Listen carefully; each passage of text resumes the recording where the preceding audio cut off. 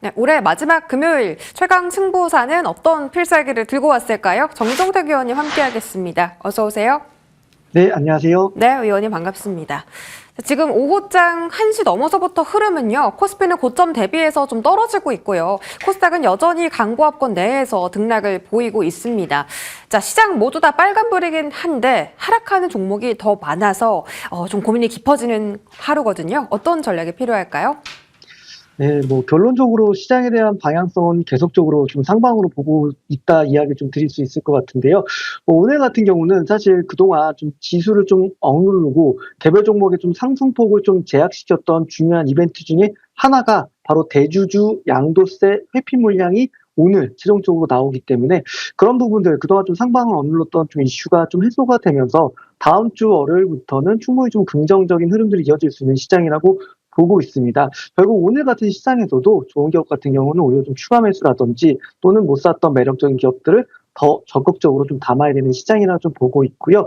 아무래도 사실 팔기 싫었지만 아무래도 좀 세금에 대한 부분들에 부담스러웠던 부분들이 있기 때문에 오늘 물량 출회되고 나서 다음 주 월요일 날 29일이죠. 다시 한번 또 그러한 자금들이 재차 유입되는 부분들 기대해 볼 수 있을 것 같고요. 추가적으로도 결국 기관들도 또한 배당을 좀 위해서 자금에 대한 유입들이 다음 주 월요일, 화요일 계속적으로 이어질 걸로 보고 있습니다. 그래서 29일부터 지수의 어떤 반등세 기대감은 좀 계속적으로 커질 거로 좀 보이고 있고요.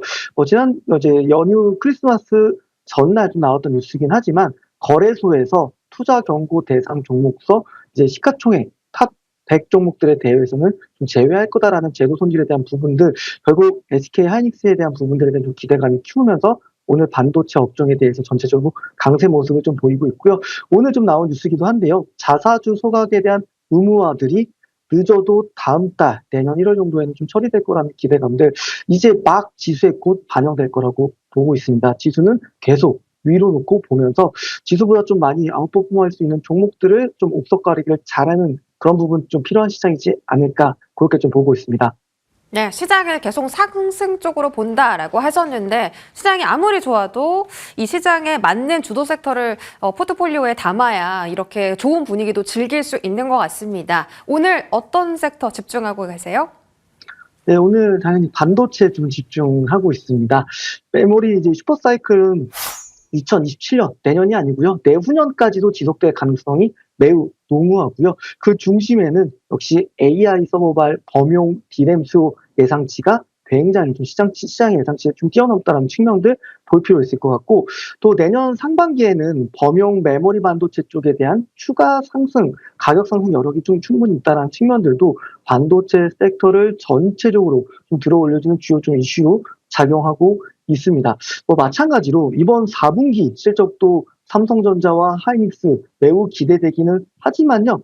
내년 실적 성장에 대한 기대감도 매우 크기 때문에 반도체 업종 AI 의구심을 가지기보다는 전체적으로 메모리 반도체 수요가 강하다라는 거 그런 측면에서는 가격의 어떤 상승 랠리가 계속적으로 이어질 거다. 반도체에 대한 관심은 우리가 계속적으로 가져가야 되겠습니다.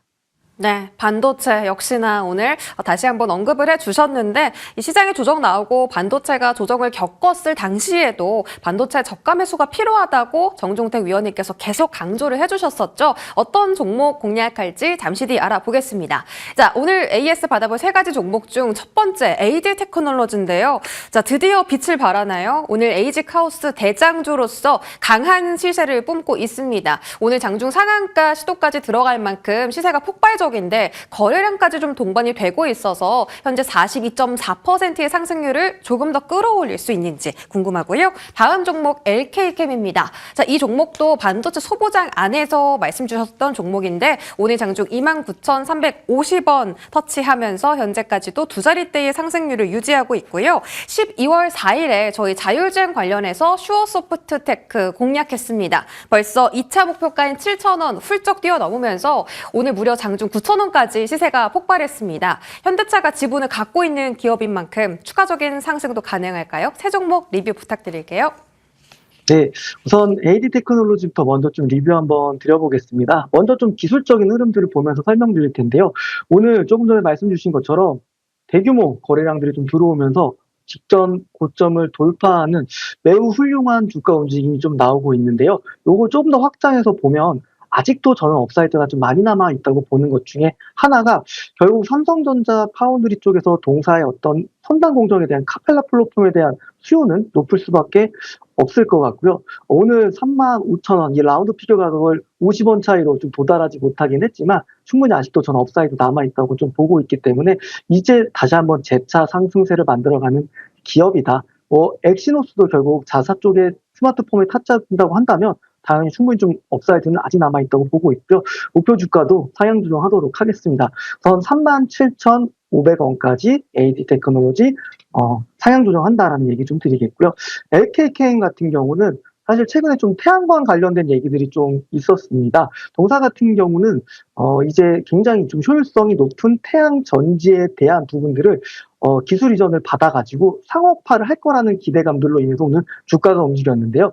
네, 보시면 그런 모멘텀들이 강하기 때문에 이러한 영망치형 캔들이 좀 나오고 기간 조정을 받고 재차 상승세를 하는 모습을 좀 보여주고 있습니다. 동사 같은 경우도 저는 이 태양광 업종에 대해서 얘기를 좀 드려보자면 되게 아이러니컬한 게 미국 정부에서는 사실 신재생 에너지에 대해서 부정적인 메시지를 많이 나오고 있기는 하지만 그런 걸로 인해서 가격이 어떤 상승이 나오고 있고 실질적으로 퍼스트 솔라라든지 미국 기업들의 흐름들이 좋다라는 측면에서는 LKM 같은 경우는 태양광도 있지만 반도체까지 해서 또 캐파 영역을 넓혀나가고 있는 기업이기 때문에 동사의 목표 주가도 한 3만 원까지 상향 조정한다는 것 좀 이야기 좀 드리겠고요. 네, 마지막으로 이제 슈어소프트 테크도 한번 좀 이야기 한번 드려볼게요.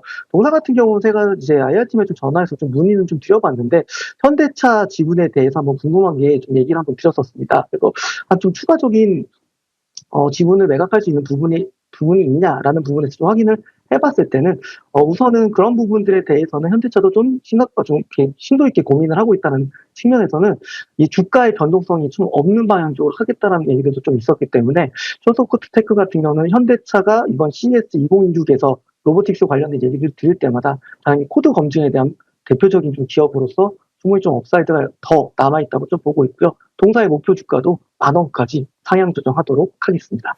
네, LK캠과 슈어소프트테크 전부 다 10,000원까지 업사이드 열어두셨고요. 추가적인 상승세 다음 주에 한번 기대해 보도록 하죠. 자, 오늘 반도체 섹터 다시 한번 꼽아주셨습니다. 저희 그동안 실적 좋은 종목들 싸게 산 종목 많았잖아요. 오늘 더 기대되는데요. 바로 공개해 주시죠. 네, 오늘 준비한 종목은 GST라는 기업입니다. 동사 같은 경우는 이제 삼성전자, 마이크론, 그리고 중국 로컬 기업들뿐만 아니라 이번에 SK 하이닉스까지 고객사로 확보했다라는 측면에서는 전방 고객사들의 어떤 투자가 확대되는 측면 속에서 동사의 수혜는 강도 높게 커질 거라는 측면으로 좀 주목해 볼 필요 있고요. 우선 주요 고객사인 삼성전자 같은 경우는 이제 P4 공장이라든지 그리고 시안 공장 쪽에 투자가 확대된다는 관계 속에서 외형 성장 기대감들 충분히 아직 유효하다라는 측면 볼 필요 있습니다.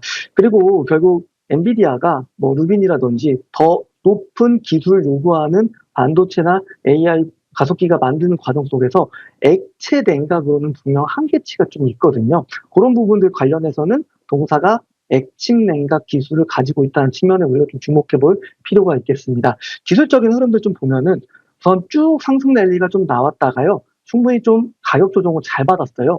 그리고 121평선에서 지지를 받고 이제 그저께 거래 대금이 좀 들어오면서 캔들이 모든 이평선 좀 상향 돌파하는 매우 긍정적인 흐름이 좀 나왔고요. 조정 잘 받고 있습니다. 부담 없는 현재가에서 충분히 좀 들어갈 수 있는 매력적인 기업이다라는 측면에서는 숫자와 모멘텀, 새로운 어떤 모멘텀까지 주가에 좀 반영된다면 굉장히 좀 리레이팅을 세게 나올 수 있는 기업군이라고 볼 수 있을 것 같아서 오늘 GST를 좀 준비를 했습니다. 충분히 전고점까지 올라갈 수 있는 흐름들 나올 수 있을 거라고 보이고요.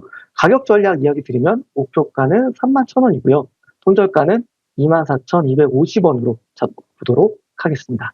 네, 오랜만에 듣는 종목이네요. GST, 과연 액침 냉각 관련해서 슈팅을 보일 수 있을지 전고점 라인은 31,000원이 목표 주가입니다. 이 종목 유심히 지켜보도록 하겠습니다. 정종택 위원님과 함께 하셨습니다. 고맙습니다. 감사합니다.